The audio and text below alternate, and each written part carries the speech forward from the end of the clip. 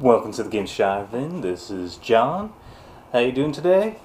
We are about to talk about the Yu-Gi-Oh! Dicemaster set. And some of the cards from the starter and some of the cards from the gravity feed that are, to me, worthwhile mentioning. So, today, I guess I'll just start with the starter. I'm looking at my binder full of cards, so I can actually tell you what the abilities are. I don't have every single card memorized, so first one I'm going to say that's worth mentioning is the Dark Magician. I'm not really sure about this card. I mean, this is for the common, the uncommon, the starter, I mean, everything. Every single time you see him, it's pay life for ability. I'm not really keen. The one in the starter, when you summon him, you pay 2 life to draw and roll 2 more dice. That's great, kind of like Silver Surfer, but I don't feel it. Baby Dragon, I do enjoy. It's only a 3 cost for a bolt, and he's no ability, kind of like Ghost Rider, but he has a 0/1/1 for cost, and he's either a 3/1, a 3/2, or a 4/3. So that's that for me pretty enjoyable. Let's see, some other good ones that I like out of the starter. Red Eyes Bee Dragon. He has, while active, all Lightning Bolt monsters cost 2 energy less to buy. This is to a minimum of 1, but I mean, can't beat that, especially if you're doing some of the pyro concepts. I mean, that gets a lot of people out quicker. So now I'm into the regular cards here. Just taking a quick look. I do like Dark Magician Girl Common, card number 18. At the start of the attack step, this monster gets +2 attack if you have any monsters in your used pile.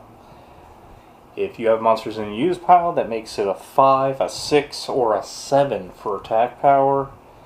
So maybe throw a Thrown Car in there, and you're good to go. She's a 5 mask, so that's kind of cool. Card I really don't like is the Goblin Attack Force, because every time you have a Goblin Attack Force out, if a monster damages you or a character damages you, you have to knock out the Goblin Attack Force. That, to me, not so good. It's a 3-fist, but he has a very high attack power, but his defense is always 1. So, I mean, it's a take it or leave it. It's a situational card. I don't see it going into many of my builds if I use Yu-Gi-Oh! Or if it's even tournament allowed. Injection Fairy Lily Common, number 25. Much like a Ghost Rider, it's a, but this one's for Fist. 1/3, 3/3, or a 4/4, for a 2-fist. This, to me, is anytime I know I need Fist energy as an auto-include, or if I'm doing a Weenie Rush deck, because if I can get it on the third side, that's a 4/4, 4/1, and it only costs me 2 energy to buy the die.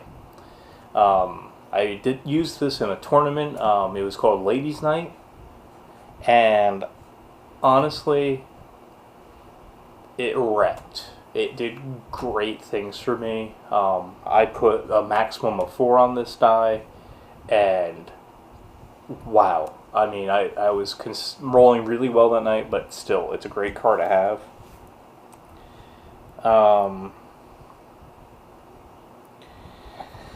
Let's see. Next fun one to talk about. Maneater Bug. Very, very similar. 2-fist. It's a 2/3, a 3/3, or a 5/4, but the costs are 1, 2, and 2, respectively, for each face. So, now here's a first. For me, Morphing Jar, 1 mask. Now, I know the D&D set has kobolds that cost 1. But you know what? This is the first one, and it's a mask. Do you know what that means? Easy masks for Professor Xavier's ability. I know Xavier's ability got nerfed a little bit recently, but 1 mask. I really enjoy that. Now, here's something fun. The Ring of Magnetism. Now, I believe this and Trap Hole, let me just double check, yep, Trap Hole, are something very interesting. These were the first 2 dice introduced in this set that half of the sides are double masks. Trap Hole, 3 mask, Ring of Magnetism, 4 mask for their commons. I like the common version of the Ring of Magnetism because when you play on a monster, all opposing sidekicks must attack. So put it on one of your guys, and all your guys' sidekicks. I can see that being very good against, like, a couple of the Green Goblins, Professor Xavier Trainer, because it gives +1/+1. Might as well let those guys come in, knock them out, or do something to them, and use the Ring of Magnetism just to absorb it. It could be good. Sure, one of your guys get KO'd, but why not? Trap Hole, knock out a level 1 monster with a cost of 5 or less. That's for the common, and like I said, 2 masks, 2 masks, 2 max, and then 3 actions. Can't beat it. At least to me. Sangjin and who was that guy? Marshmallow. They're both 2 shield for their common, and, well, I like how they're putting a lot of 2 energy type in this set to give people who want the Ghost Rider, Human Torch, Beast for shields and other things other than mask or bolt energy. So if you need a couple cheapies, they have 2 energies now.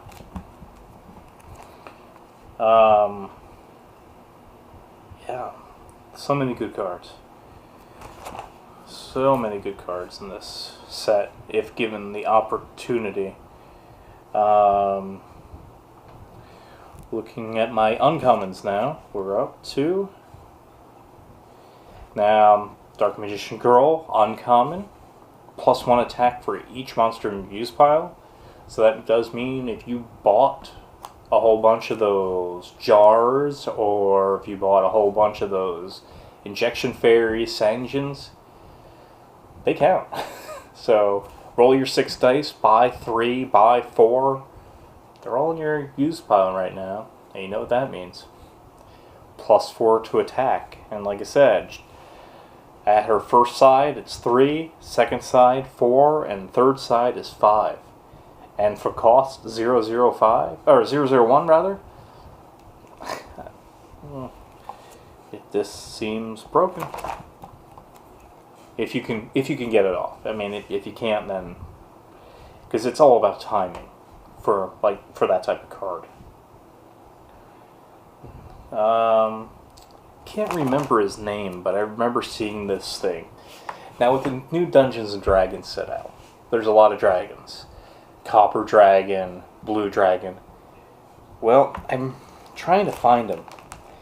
But Buster Blader Common, number 14. Just thought of this. Going back. This monster cannot be blocked by monsters with dragon in the title. So, there's a lot of dragons in Yu-Gi-Oh! And there's a lot of dragons in Dungeons and Dragons, go figure. I can see him popping up a little bit more, because I see Breath Weapon from Dungeons & Dragons becoming meaningful. So keep him in mind, keep him in the back burner. He's 5 bolt, and I mean, it could be worth some time. Trap Hole Shallow, which is the uncommon for Mask. Knock out all sidekicks. Also a good way to prevent sidekick decks. A lot of these cards, like the Egyptian gods, I just noticed their costs are just way too much for my blood. 7 and 8s for Cypher and the Winged Dragon of Ra. I mean, they really have good cards. They're really good cards. They have really good attack or defense, or both in some cases. They do have only a maximum of 1, because they are Egyptian gods. But they're a little rich for my blood. The only one I would see myself using is the Thousand Dragon, one of the forms, and probably trying to get the fusion off, which is a new mechanic in the Yu-Gi-Oh set. If you have a Time Wizard and a Baby Dragon in the field, you can put them both into your used pile, and then it counts as purchasing the die. So, I mean, you get a 6 cost or greater dragon that's in its highest form is a 7/6 and its weakest is a 4/4. Let's go on to the rares. A lot of the rares seem lackluster in this set. I really like the commons and uncommons personally. Harpy Lady rare, card number 85. When summoned until the end of turn, you may place dice you buy into your bag. So if you know you only have like 2-3 dice in your bag, it's a good guarantee way to say, I need this now, and you can get it out. So, of course, you want to buy her first, and then buy whatever you need. She's a 1/1 or a 2 to field her. And she's a 3/5 just to buy her die, and it's a max 4. So I can see that being a real good card to use for cycling other more powerful monsters or characters. Let's see. Honorable mention, Mystic Elf. Every single Mystic Elf either restores life, or reduces damage, or something that helps you.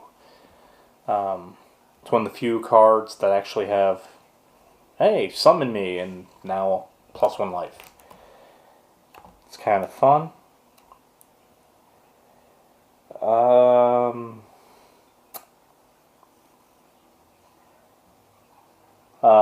The rare Red-Eye Bee Dragon, when you summon him, level 1 monsters cannot be blocked.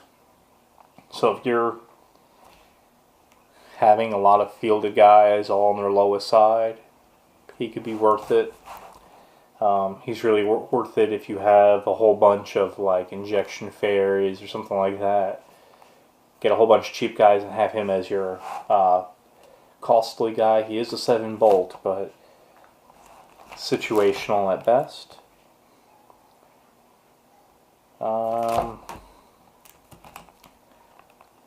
don't know, I'm just going to go right to the action cards for this set, because some of the action cards are actually interesting. One card was Monster Reborn. Roll a monster from your used pile. If it rolls a monster face, summon it at no cost. This is the Yu-Gi-Oh version of Transfer Energy, I believe, from the AVX or Uncanny. So you have both of these. And here's the fun thing. Use both of them. That means you have 6 Monster Reborn / Transfer Energies on the table. Something you normally can't do unless you buy this starter. And I think it's a pretty fun card. Horn of the Unicorn. 2 of your guys get +1 attack or defense.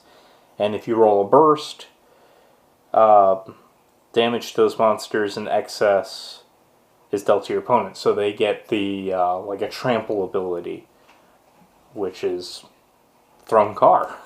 I mean, if you get a burst, it's thrown car. Otherwise, it's +1 attack, +1 defense, and it has a global ability, Pay a Bolt, and target monster gets +1 attack. All around, good card for 3.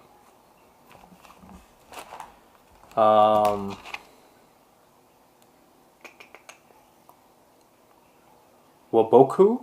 Place this die touching one of your monsters. That monsters cannot be knocked out while blocking. Place it at the end of your opponent's turn. That card could be really, really good with Ring of Magnetism. Especially if you could find a guy that can block multiple people at the same time.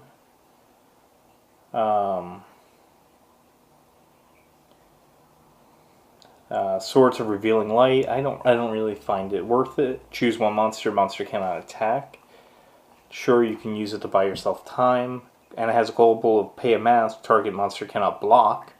I like the global ability a little bit more, but we've seen this before.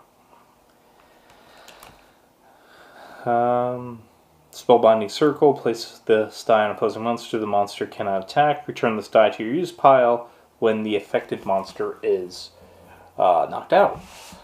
That one I like, because you're basically saying he cannot attack until he is knocked out. So he becomes a permanent blocker, and it costs 4. So that's just a basic action I can see myself using in the future. Well, that was kind of my quick overview of the Yu-Gi-Oh! Set. If you like what you saw, give me a great thumbs up. If you want more about the Yu-Gi-Oh! Set, like go through each and every single card, more than happy to do that. Let me know in the comments below. If you really liked it, subscribe. Tell your friends so they can subscribe. And thank you for joining me at the Games Drive-In.